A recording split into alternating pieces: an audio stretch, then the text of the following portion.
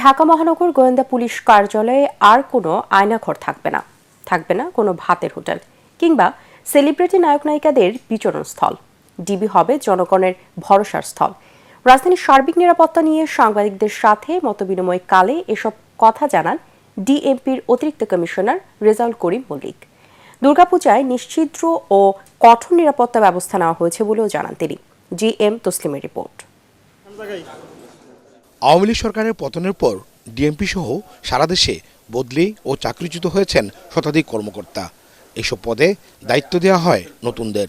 ঢাকা মহানগর গোয়েন্দা পুলিশের দায়িত্ব পাওয়ার পর এই প্রথম আনুষ্ঠানিকভাবে সাংবাদিকদের সামনে হাজির হন ডিএমপির অতিরিক্ত কমিশনার রেজাউল করিম মল্লিক। ডিএমপির মিডিয়া সেন্টারে তিনি সাংবাদিকদের জানান, ডিবির কলঙ্কিত অধ্যায়ের সমাপ্তি হয়েছে, আসামিদের আর হয়রানি করা হবে না জানিয়ে তিনি বলেন, এখন থেকে ডিবিতে মানুষ ন্যায় বিচার পাবে।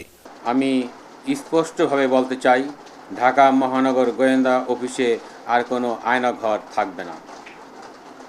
ডিবির কলঙ্কিত অধ্যায় শেষ করে সেটিকে পবিত্র করা হবে, যেখানে মানুষ ন্যায় বিচার পাবে। এখানে কোনো নায়ক নায়িকা বা সেলিব্রিটিদের সময় কাটানোর জায়গা হবে না, থাকবে না কোনো ভাতের হোটেল। আসামি যেই হোক না কেন সেই ন্যায় বিচার পাবে।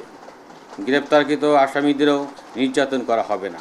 ডিবির কোনো কর্মকর্তা অপরাধ করলে তাদের কাউকেই ছাড় দেওয়া হবে না বলে হুঁশিয়ার করেন মহানগর গোয়েন্দা প্রধান। আমিও আইনের ঊর্ধ্বে নই। আমি আপনাদের নিশ্চয়তা দিচ্ছি, ডিবির কোনো সদস্য যদি কোনো ধরনের অনৈতিক ও অপেশাদার কর্মকাণ্ডের সাথে যুক্ত হন, তাদেরকেও বিন্দুমাত্র ছাড় দেওয়া হবে না। যে পুলিশ কর্মকর্তাই অপরাধের সাথে যুক্ত থাকবে, আমরা তাদেরকে আইনের আওতায় অবশ্যই আনব।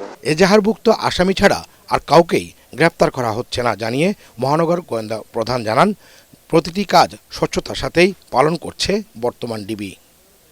GM Taslim, ATN Bangla, Dhaka.